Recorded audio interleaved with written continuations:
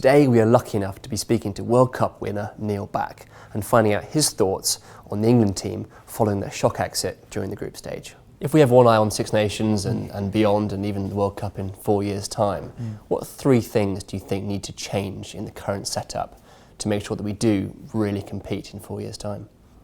There's more than three, but my top three would be obviously identifying that world-class seven of the future, and he may be out there.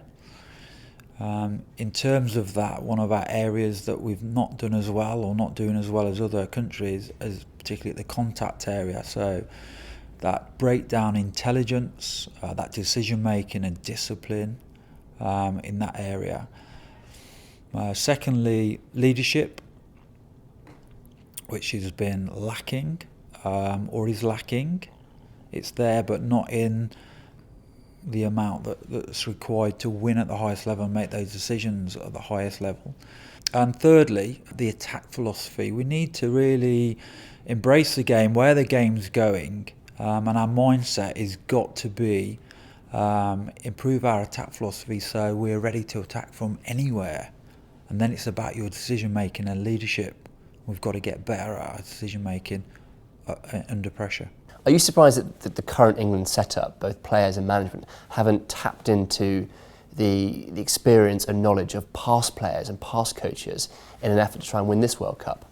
All high-performing teams look to business and other performing teams for help on leadership, management, building a culture, etc., etc.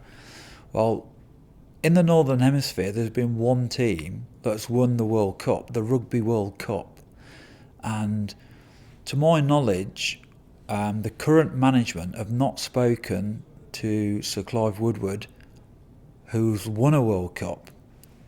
And I don't believe that Chris Robshaw has spoken to Martin Johnson, who captained Leicester, England and the British and Irish Lions and won everything you can win in the Northern Hemisphere. And I know that they haven't spoken to the leaders that were involved in that squad, and I was one of those, in terms of defence, the breakdown and the position of seven.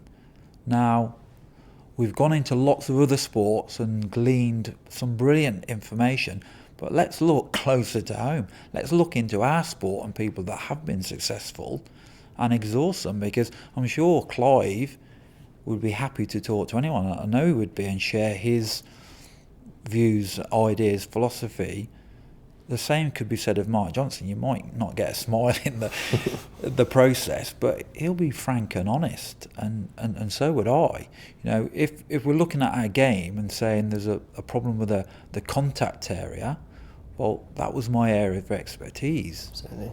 And I did okay at it. So I'd be more willing to happy to speak to anyone.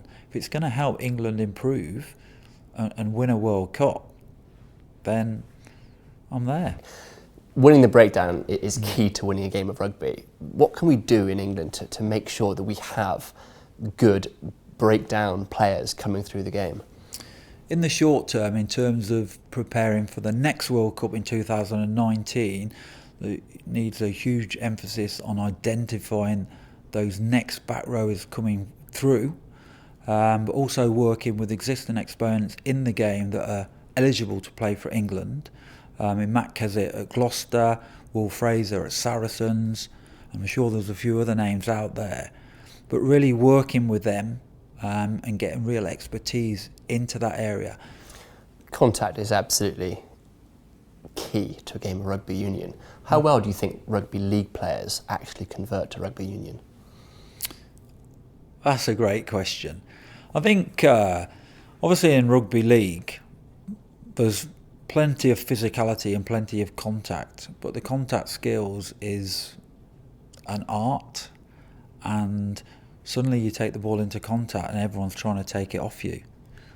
So you have to change your mindset, and conversely in rugby league, when they take the ball into contact, you can't take the ball off them. So it's a different mindset, it's a different skill set, and it takes time to develop. I mean, Sam Burgess has done phenomenally well over such a short period of time, but he's a long way off where he needs to be. I'm sure at the age of his mid-20s that he's got time ahead of the next World Cup to develop into a world-class rugby union player. But at the moment he's a long way off. But so are a lot of his colleagues within the England team. Do you think Sam Burgess should have been picked as part of the squad for this World Cup? I think there's been a lot of talk about character, leadership qualities, and I'm sure Sam Burgess has got that, but you need leaders on the pitch. I don't believe Sam Burgess was ever going to be a starting player, and therefore, where is all that leadership? You need it on the pitch. For me, phenomenal talent. There's no question about that, and it'd been a player that I'd love to have played with and alongside. Mentally tough, highly skillful, always gets an offload away. So I'm loving all of that, but in terms of going into a World Cup, it was always going to be a high risk him going in there because of his lack of experience in union, let alone at international level, and I think it's been exposed. It has been exposed. He's not done a bad job, he's not been drastically poor, but we'll never know if other seasoned, experienced internationals such as a Luther Burrell was picked, where we'd be right now. Do you think someone like Clive Woodward would ever come back into the England setup as a performance director to oversee what's happening with the England team? Yeah, I don't ever think, and I don't like saying never, I don't think he'd ever come in as the England manager again, but his experience both in rugby union and winning the ultimate prize in the Webbers Cup, and his work in football and also with the Olympics, he's got a great knowledge, business and sport, and he could add value. So I could see him in that potential role of being a part of the decision-making process who selects the next England coach to take England forward through to the World Cup. And that may be Stuart Lancaster. But we need to assess, first put the right rugby intellect into selecting the person to lead England forward. Once we've got that in place, then what do we need? What does it look like? What does the job look like? What the experience and technical sides do we need? Once we've got the job description there, then we've got to look at candidates. Stuart Lancaster would be one of those candidates, but is there a better one to lead England forward? And if the RFU did get out a chequebook and went looking for a new coach, who else would be alongside Stuart Lancaster in the running for the new job? Well, we'd need to look for someone, and not Michael Checker, but someone like Michael Checker, who's obviously said to himself, right, if I take this job on, I want to do it my way. To give myself the best chance of winning, he's looked at lots of areas, but the main two areas, and the main area he's needed to improve, is the scrum, the Australian scrum. So he's talked to a number of people, and he's selected Mario Ledesma to come in and develop their scrum. And over the last 12 months, he's done an amazing job. I think he's got the highest ticket on him now, because everyone will want a bit of him to do what he's done there. But other than that, the other thing he wanted is the best players available. So there was rules in place over selection for Australia, but he changed the rules.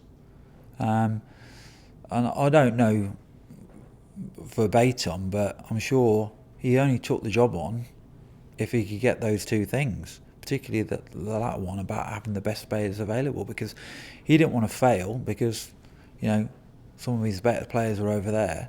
So he made it happen. We need someone who's prepared to put their head above the parapet and go for what he wants. Absolutely. Neil, thank you so much for talking to us today. My pleasure.